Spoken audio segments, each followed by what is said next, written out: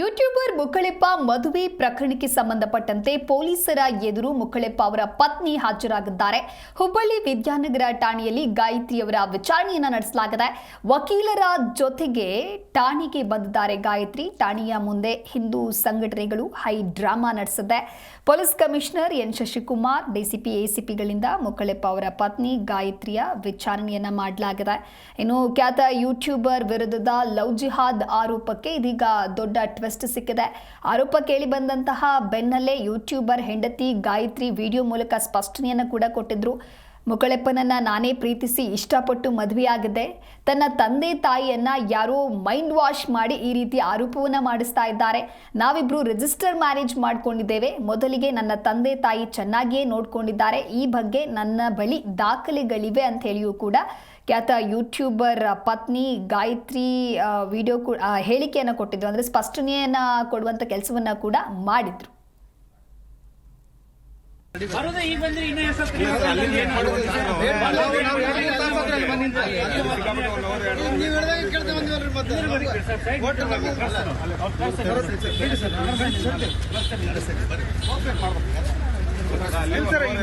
ನಾವು ಅಲ್ಲಿ ಇದ್ದಿದ್ವಿ, ನಮ್ಗೆ ಅಲ್ಲಿಂದ ಇಲ್ಲಿ ಕರೆಸಿದ್ರೆ ಮತ್ತೆ ಇಲ್ಲಿಂದ ಮತ್ತೆ ಅಲ್ಲಿ ಹೋಗಂದ್ರೆ ಹೆಂಗ ಸರ್?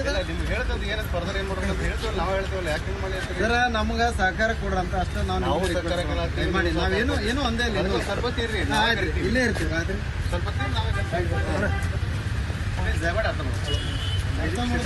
ಭಾಳ ಮಾಡ್ಬಿಡ್ರಿ, ಯಾಕಂದ್ರೆ ಅಲ್ಲಿ ನಿಂತು ಬಿಡಾಸತ್ತು ಅಲ್ಲಿನೂ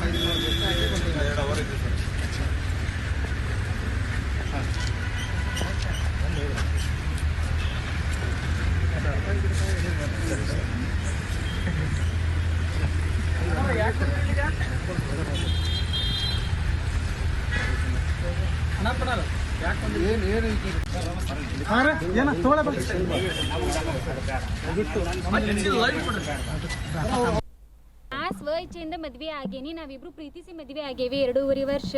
ಆಮೇಲೆ ಇದೇನೇನೋ ಸುಳ್ಳು ಸುದ್ದಿ ಹೇಳಾತಾರ, ಕಿಡ್ನಾಪ್ ಮಾಡ್ಕೊಂಡು ಹೋಗ್ಯಾರ, ಆಮೇಲೆ ತಂದೆ ತಾಯಿಗೆ ಜೀವ ಬೆದರಿಕೆ ಹಾಕ್ಯಾರ ಅಂತೆಲ್ಲ ಸುಳ್ಳು ಸುದ್ದಿ ಹೇಳಾರ. ಅದಕ್ಕೆಲ್ಲ ನಾ ಸ್ಟೇಟ್ಮೆಂಟ್ ಕೊಟ್ಟಿನಿ ಸ್ಟೇಷನಿಗೆ ಬಂದು.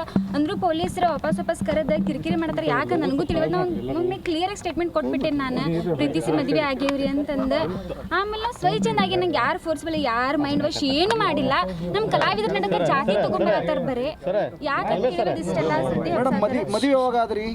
ಜೂನ್ 5 ಆಗೇವಿ. ಮತ್ತೆ ಈಗ ಯಾಕೆ ಇಶ್ಯೂ ಮುನ್ನೆಲೆ ಬಂತಿದೆ ಏನ್ರಿ? ಅದು ಗೊತ್ತಿಲ್ರಿ ಸರ್. 3 ತಿಂಗಳ ತನಕ ನಮ್ಮಪ್ಪ ಮನೆಗೆ ಹೋಗೋದು ಬರೋದು ಅಂತ ನಾನು ಎಲ್ಲ ಹೊಂದ್ಕೊಂಡಿದ್ವಿ. ನಾವು ಫೋನ್ಯಾಗೂ ಮಾತಾಡ್ಕೊಂತ ಇದ್ವಿ.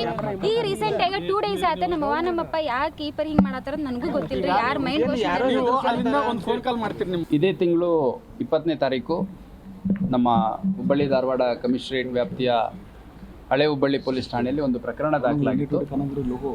ಅದರಲ್ಲಿ ಗಾಯತ್ರಿ ಅನ್ನೋಂಥ ಒಂದು ಹೆಣ್ಮಗಳು, ಅವರ ಪೋಷಕರು ಬಂದ್ಬಿಟ್ಟು ನನ್ನ ಮಗಳನ್ನು ಖ್ವಾಜಾ ಶಿರಹಟ್ಟಿ ಅನ್ನುವಂಥ ಒಬ್ಬ ವ್ಯಕ್ತಿ ಮದುವೆ ಮಾಡ್ಕೊತೀನಿ ಅಂತಂದು ಬಲವಂತವಾಗಿ ಒತ್ತಾಯಪೂರ್ವಕವಾಗಿ ಓಡಿಸ್ಕೊಂಡು ಹೋಗಿದ್ದಾನೆ. ಮತ್ತು ಅವರು ಮದುವೆ ಆಗಿರೋದ್ರ ಬಗ್ಗೆ ನಮಗೆ ಮಾಹಿತಿ ತಿಳಿದು ಬಂದಿದೆ. ಹಾಗಾಗಿ ನಮ್ಮ ಮಗಳ ಇಚ್ಛೆಯ ವಿರುದ್ಧ ಮತ್ತು ಬಲವಂತವಾಗಿ ಅಪಹರಣ ಮಾಡ್ಕೊಂಡೋಗಿ ಮದುವೆ ಮಾಡ್ಕೊಂಡಿದ್ದಾನೆ, ನಮ್ಮ ಮಗಳನ್ನು ನಮ್ಮ ಕಸ್ಟಡಿ ಕೊಡಿಸಿ ಅಂತಂದು ಒಂದು ಕಂಪ್ಲೇಂಟನ್ನು ಕೊಟ್ಟಿದ್ದರು.